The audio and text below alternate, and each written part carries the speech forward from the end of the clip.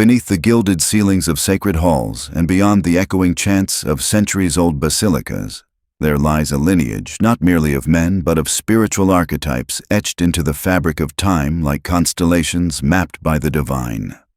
The story of all popes of the Catholic Church, from the apostolic flame of St. Peter to the contemporary humility of Pope Francis, is more than a chronological account of religious leadership.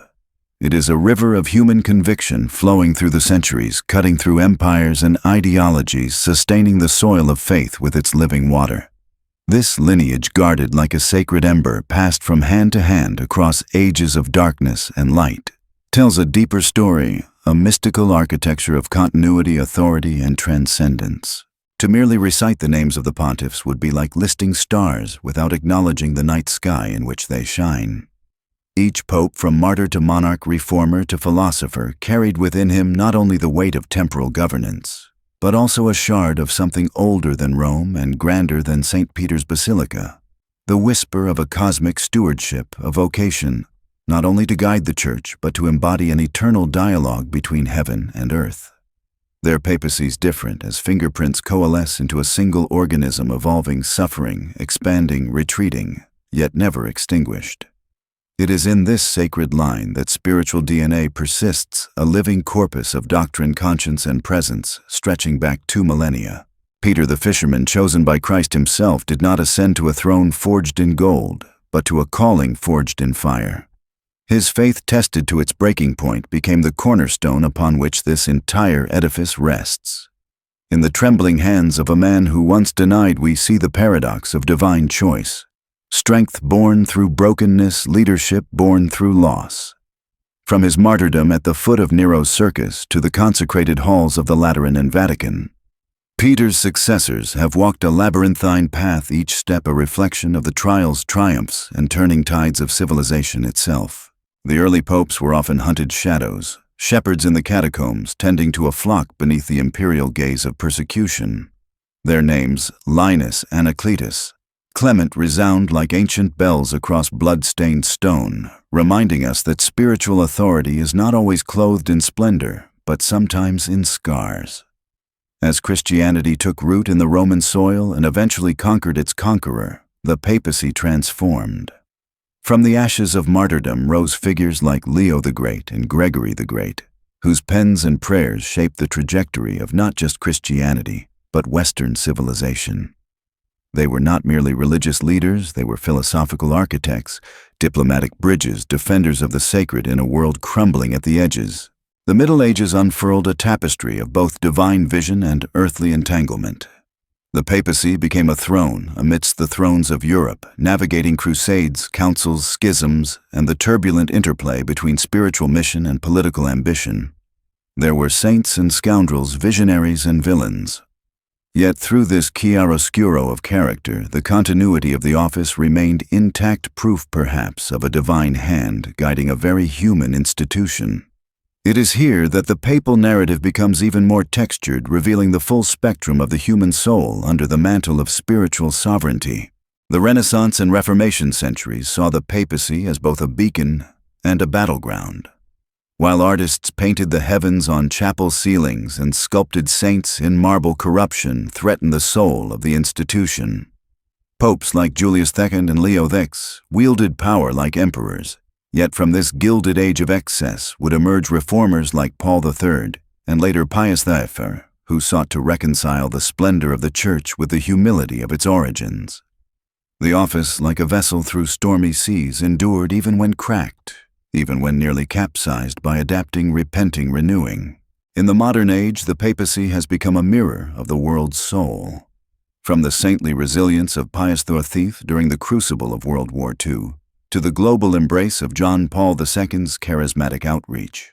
From the theological depth of Benedict XV to the tender, radical simplicity of Francis, each pope stands as a reflection of both their time and something outside of time. It is no longer only Rome that looks to Peter's chair, but a fractured, seeking world, longing for truth, for mercy, for meaning. To trace the line of popes is to follow a golden thread across the tapestry of history, a thread woven by providence and pulled by countless hands, each pope not replacing the last, but deepening the cord. widening the arc of continuity. What began in Galilean soil with the call of a humble fisherman has now stretched into digital age debates on climate technology and justice. And yet the essence remains to serve, to shepherd, to stand between the sacred and the suffering, holding the light as darkness encroaches, always pointing not to themselves, but to the eternal. This journey we are about to undertake is not simply historical. It is contemplative, spiritual, and metaphysical. For in every papal name carved in stone or whispered in prayer lies a deeper reflection of human struggle, divine mystery, and the enduring possibility of transcendence through faith. As we move through the lineage from Peter to Francis, may we do so not as passive spectators of ecclesiastical chronology, but as seekers of the thread that binds the soul of the Church across ages and empires through ruin and renewal.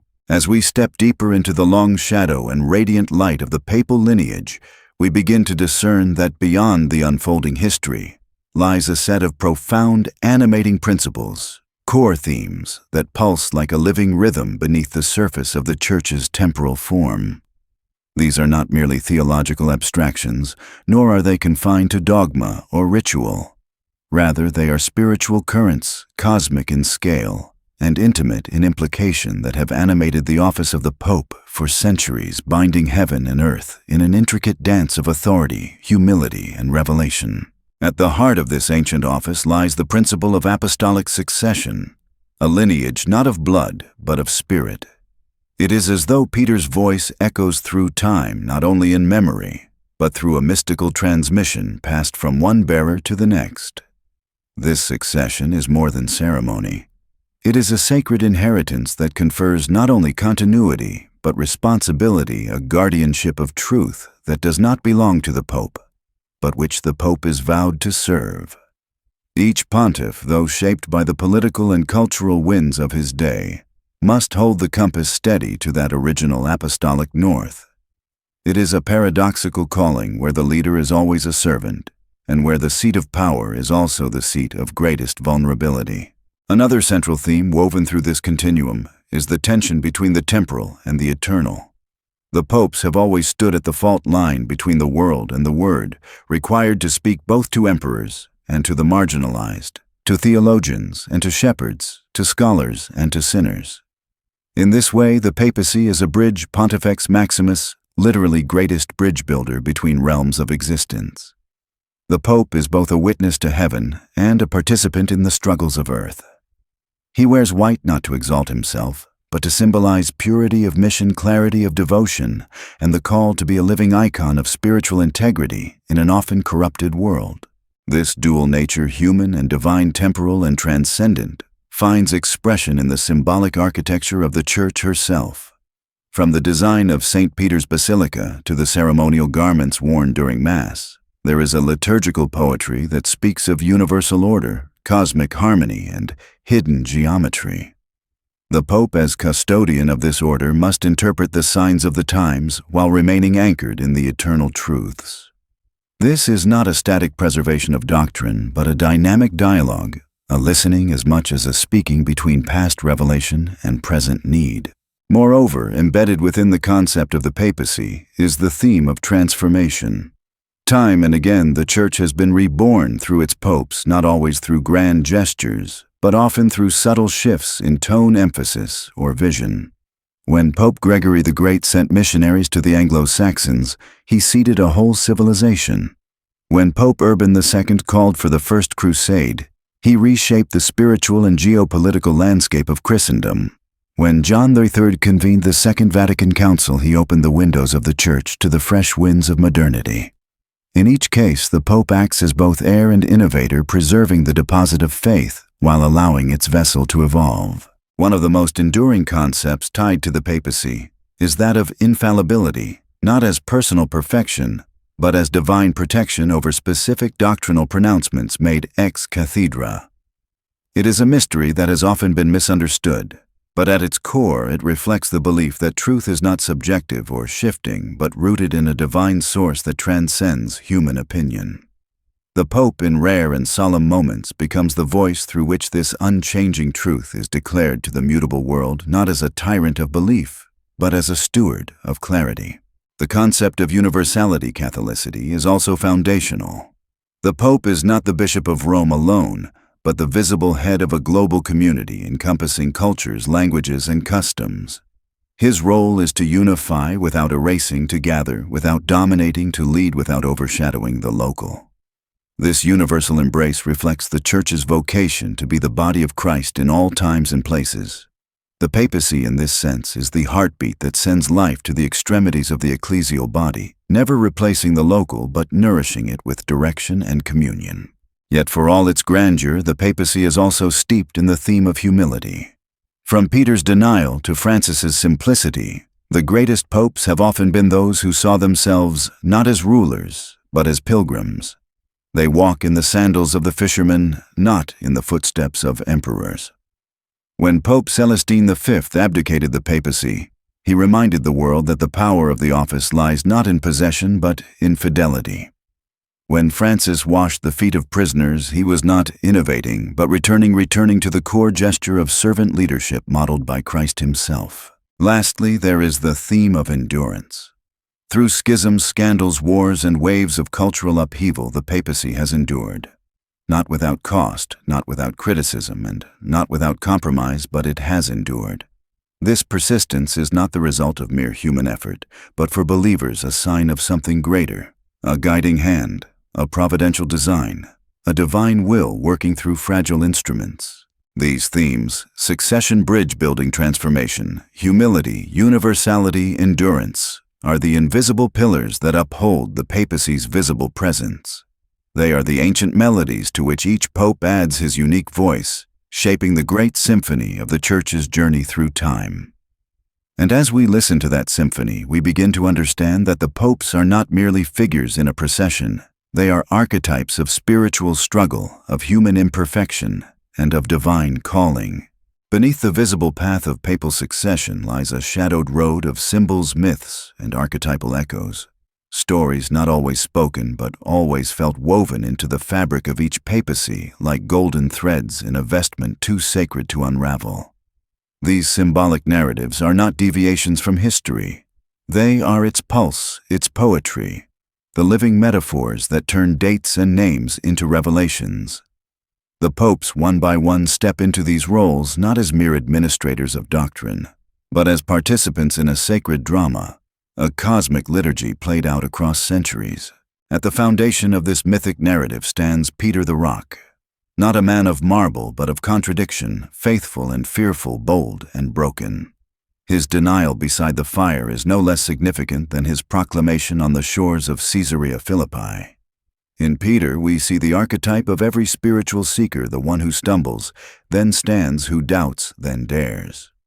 His keys are not merely ecclesiastical symbols, but alchemical instruments unlocking not only the gates of heaven, but the locked chambers of the human soul. When Christ entrusts him with those keys, it is not a gesture of hierarchical preference, but a declaration that the Church must be founded upon the conversion of the heart.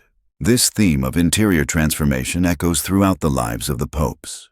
Consider Leo the Great, who, according to legend, faced down Attila the Hun not with armies, but with presence, a symbol of moral authority triumphing over brute force. In that meeting, history bends toward the mythic. Leo does not speak only to Attila. He speaks to every tyrant that power can be restrained by virtue, that the spirit can command armies without raising a sword. It is the story of David and Goliath retold in ecclesiastical robes. Then there is Gregory the Great, whose vision of the angelic ladder transforms administration into mysticism. He is the pope who restructured the Church's governance, yes, but also the pope who saw music as a ladder to heaven, whose Gregorian chants became sonic architecture for the soul to ascend. In Gregory, the symbolic function of the pope is magnified not merely to govern the flock, but to lift its gaze beyond the earthly to the eternal. His papacy becomes a cathedral of harmony resonating across time. Move forward centuries to Innocent III, a figure often cloaked in controversy, yet undeniably a symbol of papal grandeur. His claim of papal supremacy was not merely political, it was cosmological. He envisioned the Pope as the moon reflecting the light of the sun, who is Christ. In this celestial metaphor, the Pope is both dependent and illuminated, possessing no radiance of his own, but charged with making divine light visible in the shadows of earth. This lunar theology casts the Pope as a mirror, not a source of divinity, a theme rich with humility and power. When we arrive at the Renaissance, the papacy becomes enmeshed with the language of art and architecture. Julius II walks the symbolic path of Solomon rebuilding the temple of St. Peter's Basilica. He employs Michelangelo not merely as a craftsman, but as a prophet of stone and paint. The ceiling of the Sistine Chapel becomes a visual theology, a fresco Genesis where God's finger reaches out to awaken Adam, and by extension, every pope who must awaken not only himself, but the Church at large. Julius, with all his temporal ambition, still steps into a mythic role, that of the builder king, whose power lies not in walls, but in the sacred space those walls create. The narrative deepens with John Paul II, whose life becomes an epic of suffering transfigured into strength. Shot in St. Peter's Square on the feast of Our Lady of Fatima, he later credits the Virgin's intervention with saving his life. His forgiveness of the assassin becomes a living parable, a reenactment of Christ's mercy from the cross. Here, the Pope does not just preach Christ, he embodies him wounded and risen, pastoral and prophetic. John Paul's globe-spanning pilgrimage turns the Church outward, reminding us that the papal throne is not a stationary seat, but a journey through the wounds of the world. Then we arrive at Pope Francis, who bears the name of the Poverello of Assisi. His papacy is a symbol in motion, a return to simplicity, to the margins, to the idea that the shepherd must smell of the sheep. When he stepped onto the loggia of St. Peter's Basilica without the usual red mozzetta, when he bowed and asked the people to bless him, he inverted centuries of symbolism in one gesture. Yet even this was not innovation, it was retrieval, a symbolic unearthing of what had been buried under layers of pomp. The Pope as servant, as one among the people, as a pilgrim among pilgrims. Across all these papacies, the narratives are never linear. They spiral like the dome of the basilica or the labyrinth of a cloister garden. The Pope is not merely a figure in history. He is a vessel through which history bends toward mystery. He becomes at once the center and the servant, the oracle, and the everyman, a vessel for the Spirit, and a mirror for the Church's own longings.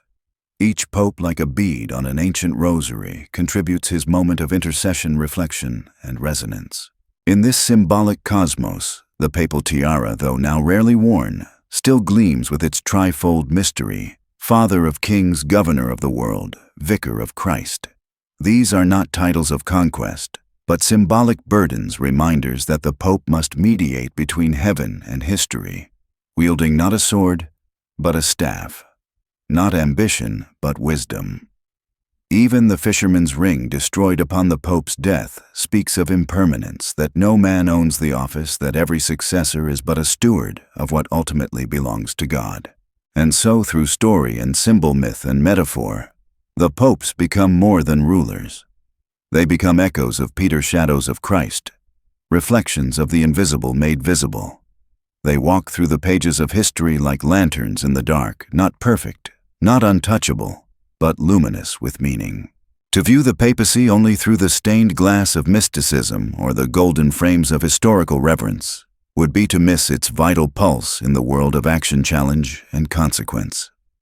The symbolic and cosmic dimensions of the popes are not meant to float above the mundane, but to illuminate it, to offer in their ancient rites and modern gestures a pattern of life that can be mirrored in the hearts and choices of ordinary people. For the true power of the papacy lies not only in what it means for the Church, but in how it calls humanity to live. In a world of fractured identities and unanchored truths, the Pope serves as a living testament to the value of continuity. He is a reminder that tradition is not a cage, but a trellis upon which new growth may climb.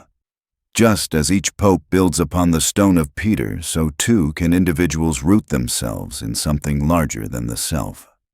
The papacy becomes an invitation to consider our own lineage, not by bloodline, but by values. What wisdom have we inherited? What truths will we preserve or betray? The teachings and actions of recent popes have offered particularly tangible expressions of these deeper truths. John XXIII opened the Second Vatican Council not simply to change church policy, but to change the Church's posture toward the modern world. His aggiornamento, bringing up to date, was not capitulation but compassion. It was the insight that to preserve the essence of faith, one must sometimes change its expression. In our personal lives, this echoes as a reminder that growth does not mean betrayal of the past, but its fulfillment. John Paul II, through his courage and charisma, wove together suffering and hope into a single garment. His physical decline was not hidden, it became a liturgy of flesh. In his visible weakness, many saw a reflection of their own frailty, elevated to a form of strength. We too, in our own lives, may find that resilience is not about invincibility, but about bearing our wounds with purpose. When we endure loss, illness, or injustice, we are not disqualified from contributing to the world. Like John Paul II, we may transfigure our scars into witness. Benedict XVI, often misunderstood, offered a quieter but no less potent model. His resignation was a thunderclap wrapped in silence. For the first time in centuries, a pope stepped down not out of scandal or coercion, but discernment. His act demonstrated that authority does not cling to power, but listens deeply to the rhythms of truth and limitation. It teaches us that leadership is not about permanence, but stewardship, that sometimes the greatest courage lies in stepping aside and yielding the spotlight and making room for what must come next. Francis, with his humility and emphasis on mercy, speaks directly into the wound of modern alienation. His visits to prisons, his calls for environmental stewardship, his outreach to the poor, all of these show a papacy grounded not in ivory towers but in dust and tears. His call to a culture of encounter is not abstract. It invites each of us to meet the other with openness, even when it is inconvenient, uncomfortable, or unfamiliar. In our workplaces, homes, and streets, this becomes the practice of presence, of truly seeing the person in front of us as more than a role or obstacle, but as a soul. Even the concept of infallibility, so often caricatured, finds practical resonance in daily life. Infallibility, properly understood, is not about being always right, but about anchoring to a truth that transcends trends. In a culture drowning in opinion and relativism, the idea that certain moral and spiritual truths can be stable becomes a radical stabilizing force. We may not be infallible ourselves, but we can aspire to ground our decisions in something more enduring than momentary advantage or emotional whim. Then there is the practice of confession, a sacrament so central to the papal mission yet so personally resonant. The Pope, as chief shepherd, models a church that never stops seeking forgiveness and offering it. In a polarized world where shame is weaponized and failure is permanent, the confessional voice of the papacy whispers a counter-narrative that failure is not final, that healing is possible, and that repentance is a road to restoration, not ruin. This applies not only to sins, but to every kind of falling short, how we parent, how we treat others, how we live our ideals. The Pope's global presence also reveals the tension and possibility of unity within diversity. As the visible head of over 1 billion Catholics from vastly different cultures, languages, and economic realities, the Pope must embody universality without erasure. This is a microcosm of every multicultural society, workplace, and family. How do we hold together what seems divided? The papal answer is not uniformity, but communion rooted in shared purpose and mutual respect. We too can learn to listen more than lecture, to include rather than flatten. Moreover, the very visibility of the Pope carries its own implication. He is a figure constantly watched, scrutinized, criticized, and imitated. And yet, he continues. This becomes an icon of perseverance in the face of constant surveillance, something we all experience in the age of social media and digital transparency.